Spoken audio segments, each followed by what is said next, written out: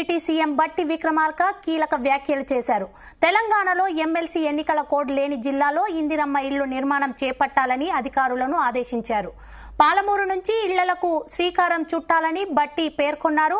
ప్రభుత్వ పథకాలను short film ద్వారా ప్రచారం చేయాలని సమాచార పౌర సంబంధాల శాఖ, హౌసింగ్ శాఖలపై సమీక్షలో ఆయన వెల్లడించారు.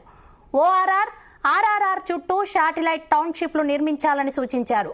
మధ్యతరగతి ప్రజల కోసం ఎల్ఐజీ, ఎంఐజీ, హెచ్ఐజీ పేరిట ఇళ్లు కట్టాలని డిప్యూటీ సీఎం తెలిపారు. రాష్ట్రంలో ఇండ్లు లేని పేదలకు కాంగ్రెస్ ప్రజా ప్రభుత్వం ఇండ్లు నిర్మించి ఇవ్వడానికి ఈ ఏడు ప్రతి నియోజకవర్గంలో 3,500 ఇండ్ల చొప్పున బడ్జెట్ నిధులు కేటాయించిందన్నారు.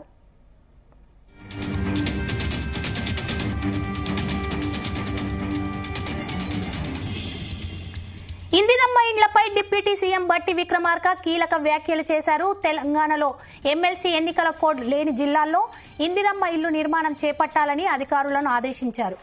పాలమూరు నుంచి ఇళ్లకు శ్రీకారం చుట్టాలని బట్టి పేర్కొన్నారు. ప్రభుత్వ పథకాలను షార్ట్ ఫిలిం ద్వారా ప్రచారం చేయాలని సమాచార పౌర సంబంధాల శాఖ, హౌసింగ్ శాఖలపై సమీక్షలో ఆయన వెల్లడించారు. ఆర్ఆర్ఆర్ చుట్టూ శాటిలైట్ టౌన్షిప్లు నిర్మించాలని సూచించారు. మధ్యతరగతి ప్రజల కోసం ఎల్ఐజీ, ఎంఐజీ, హెచ్ఐజీ పేరిట ఇళ్లు కట్టాలని డిప్యూటీ సీఎం తెలిపారు.